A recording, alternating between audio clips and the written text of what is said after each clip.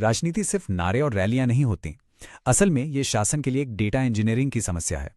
आज हम इसी नज़रिए से, इसी लेंस से हरियाणा के थानेसर के जनादेश को समझेंगे। हम आंकड़ों में छिपी ज़मीनी हकीकत को खोजेंगे और ये देखेंगे कि डेटा कैसे बेहतर शासन का रास्ता दिखा सकता है। तो चलिए, आज के हमारे विश्लेषण का केंद्र है थानेसर, जो हरियाणा के कुरुक्षेत्र जिले में है। ये ऐतिहासिक धरती आज एक राजनीतिक चौराहे पर खड़ी है। हम इसे एक केस स्टडी की तरह देखेंगे, ये समझने के लिए कि यहाँ के वोटर अपनी आवाज से असल में कहना क्या चाहते हैं। तो हम इस सफर पर कैसे आगे बढ़ेंगे? सबसे पहले थानेसर की राजनीतिक जमीन को समझेंगे, फिर 2024 के जनादेश के आंकड़ों को डिकोड करेंगे। इसके बाद पुराने चुनावों के पैटर्न पर नजर डालेंगे, हाल के अभियान का विश्लेषण करेंगे और आखिर में शासन के लिए एक ठोस रोड मैप पर बात करेंगे। चलिए शुरू करते हैं। किसी भी जनादेश को समझने के लिए सबसे पहले जमीन की नब्ज को पकड़ना होता है, और थानेसर में ये नब्ज गहरी चिंताओं और शिकायतों से धड़क रही है। तो थानेसर की जमीन पर दो चिंताएं सबसे भारी हैं। पहली, बेरोजगारी। देखिए, हरियाणा की बेरोजगारी दर देश में सबसे ज्यादा है। हालत यह है कि युवाओं के हाथ में डिग्री तो है, पर काम नहीं है। दूसरी चिंता है किसानों की। एमएसपी को लेकर जो अनिश्चितता है, पानी मिलेगा या नहीं इसका डर, ये सिर्फ आर्थिक मुद्दे नहीं हैं, आप समझिए, ये लोगों के भविष्य और उनके आत्मसम्मान से जुड़े सवाल हैं। और यही जमीनी शिकायतें चुनावी नारों की शक्ल ले लेती है। एक तरफ बीजेपी का नॉन स्टॉप हरियाणा का नारा था, मतलब विकास की गाड़ी चलती रहेगी, तो दूसरी तरफ कांग्रेस ने इन्हीं शिकायतों को आवाज दी और नारा दिया, हरियाणा मांगे हिसाब, जो सीधे सीधे जवाबदेही की मांग थी। ये सिर्फ नारों की नहीं, बल्कि दो अलग अलग नजरियों की टक्कर थी। तो जमीन की हकीकत तो ये थी। अब देखते हैं कि 2024 के नतीजे, जो सख्त आंकड़े हैं, वो क्या कहते हैं। याद रखिए, ये सिर्फ नंबर नहीं है, ये वोटरों का एक खामोश लेकिन बहुत साफ संदेश है। आइए इसे डिकोड करते हैं। चलिए बिल्कुल बेसिक से शुरू करते हैं। थानेसर में कुल वोटर हैं 2,17,381।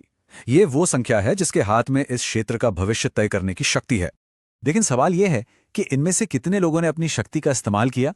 सिर्फ 65.57%। मतलब 1/3 से ज्यादा लोग वोट डालने ही नहीं आए। ये अपने आप में एक बहुत बड़ी कहानी है। क्या ये उदासीनता है, नाराजगी है, या फिर व्यवस्था से विश्वास उठ रहा है? ये सवाल नतीजों से भी ज्यादा जरूरी है। और जिन लोगों ने वोट दिया, उन्होंने एक बटा हुआ मैंडेट दिया। कांग्रेस को मिले करीब 49% वोट, तो डीजेपी को लगभग 47%।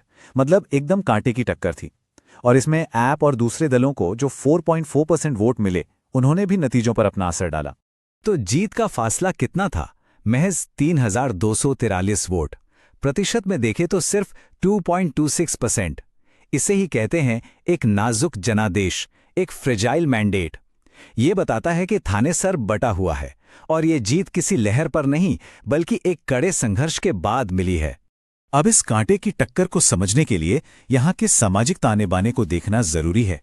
मोटे तौर पर 25 से 30% जाट वोटर, जो पारंपरिक तौर पर कांग्रेस के साथ रहे हैं। वहीं बीजेपी ने करीब 8% दलित वोटरों पर फोकस किया। ऐसे करीबी मुकाबले में ब्राह्मण और यादव जैसे छोटे समुदाय भी निर्णायक भूमिका निभाते हैं।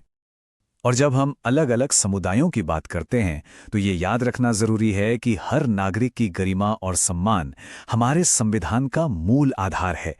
जानकारी के साथ अपनी बात रखना एक जिम्मेदारी है। और हाँ, हर व्यक्ति की निजता का अधिकार, जो अब हमारे नए डेटा प्रोटेक्शन कानून के तहत और भी मजबूत हुआ है, उसका सम्मान करना किसी भी राजनीतिक प्रक्रिया के लिए बेहद जरूरी है। देखिए, किसी एक चुनाव को अलग से देखना पूरी तस्वीर नहीं दिखाता। थानेसर का चुनावी इतिहास हमें बताता है कि यहाँ की राजनीति में कितनी उथल-पुथल रही है। ये टेबल देखिए, 2005 में कांग्रेस को लगभग 48% वोट मिले, और 2014 आते-आते वो सिर्फ 11% पर सिमट गई। उसी साल बीजेपी 53% के रिकॉर्ड स्तर पर पहुंच गई। ये जबरदस्त उतार चढ़ाव क्या दिखाता है कि यहाँ के वोटर किसी एक पार्टी के बंधुआ नहीं हैं। वे प्रदर्शन के आधार पर फैसला करते हैं। इस पूरे सफर में 3 बड़े मोड़ आते हैं। पहला, 2014, मोदी लहर ने सारे समीकरण बदल दिए। फिर 2019, जब सत्ता विरोधी लहर पर सवार होकर कांग्रेस ने जबरदस्त वापसी की और हार जीत का अंतर 1% से भी कम रह गया। और अब 2024, जहां एएपी के आने से मुकाबला और भी दिलचस्प हो गया और आखिरकार कांग्रेस ये सीट निकाल ले गई। ये इतिहास बताता है कि यहां कुछ भी स्थायी नहीं है। तो अब जब हमने नतीजों और इतिहास को देख लिया है, तो चलिए 2024 के विजयी अभियान का एक फोरेंसिक एनालिसिस करते हैं। किसी भी जीत के पीछे उसकी ताकत और कमजोरियों की कहानी छिपी होती है। देखिए, हर कैंपेन की अपनी ताकत और अपनी कमजोरियां होती हैं। इस जीत के पीछे ताकत क्या थी? एक तो अनुभवी स्थानीय उम्मीदवार, दूसरा गांवों में खासकर जाट किसानों के बीच एक मजबूत नेटवर्क, और तीसरा सरकार के खिलाफ जो लहर थी उस पर सवारी करना। लेकिन कमजोरियां भी साफ थीं। बीजेपी के मुकाबले पैसे की कमी, शहरों में संगठन का ढीला होना और डिजिटल दुनिया में तो बहुत पीछे थे। इसी संतुलन ने जीत के अंतर को इतना छोटा कर दिया। ये बात पूरी स्थिति को एक लाइन में कह देती है। जीत तो मिली, पर पुरानी पारंपरिक राजनीति के दम पर, मतलब पर्सनल नेटवर्क और एंटी इनकम्बेंसी का फायदा उठाया।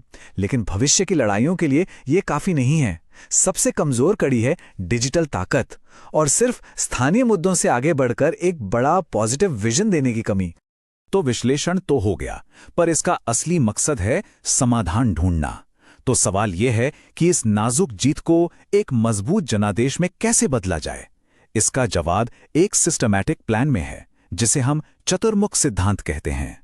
चतुर्मुख सिद्धांत, इसका लक्ष्य सिर्फ अगला चुनाव जीतना नहीं है। इसका लक्ष्य है एक ऐसी आधुनिक राजनीतिक व्यवस्था बनाना जो लगातार लोगों से जुड़ी रहे, उनकी सेवा करे। और इसके 4 स्तंभ हैं जो इस नींव को मजबूत करते हैं। पहले 2 स्तंभ हैं, वोटर और संगठन।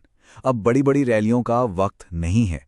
फोकस उन बूथों पर करना होगा जहां जीत हार का फैसला होता है, जैसे जाट और दलित बाहुल्य गांव।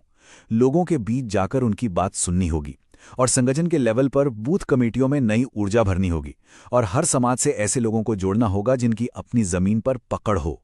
अगले 2 स्तंभ हैं नैरेटिव, यानी कहानी, और रिसोर्स, यानी संसाधन। सिर्फ हिसाब मांगने से काम नहीं चलेगा। अब ग्राम हिसाब की एक पॉजिटिव कहानी बनानी होगी।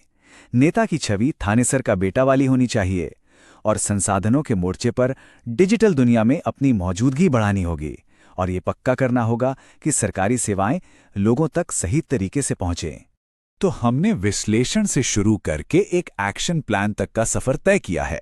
अब इन सब को जोड़कर भविष्य के लिए एक विजन बनाते हैं। और भविष्य की ये राजनीति कैसी होनी चाहिए?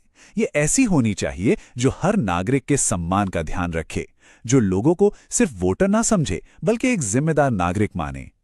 तो इस पूरे विश्लेषण का निचोड़ क्या है? निचोड़ ये है कि पुरानी वफादारियों का दौर अब खत्म हो रहा है। वोटर अब काम और सम्मान को ज्यादा महत्व देते हैं। तो भविष्य उसी राजनीति का है जो जमीन पर भरोसेमंद हो, डेटा का सही इस्तेमाल करे और ईमानदारी से सेवा देने के लिए प्रतिबद्ध हो। तो 2024 का ये जो हल्का सा संदेश है, ये असल में एक चेतावनी है। सवाल ये है, क्या ये एक अवसर है खुद को बदलने का, या ये पतन का संकेत है? इसका जवाब तो आने वाला वक्त ही देगा। अगर आप भी एक जन केंद्रित नेता बनना चाहते हैं और अपने क्षेत्र का विकास करना चाहते हैं, तो blueprintstrategies.ai से संपर्क करें। हमारा ईमेल है mgr@blueprintstrategies.ai और फोन नंबर है 08042041602। राजनीति से परे एक उद्देश्य।